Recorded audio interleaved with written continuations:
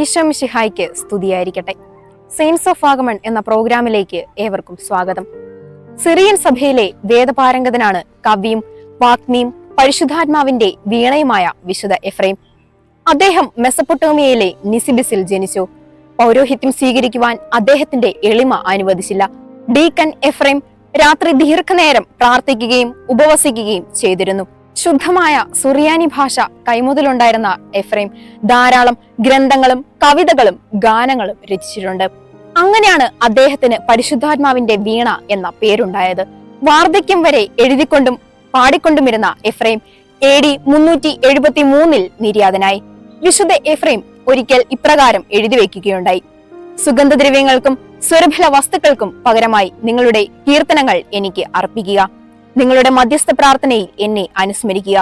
പ്രിയ കൂട്ടുകാരെ, വിശുദ്ധ എഫ്രൈമിനെ പോലെ നമുക്കും ദൈവസ്തുതി കീർത്തനങ്ങൾ ആലപിക്കാം, എളിമയോടെ വ്യാപരിക്കാം. നന്ദി.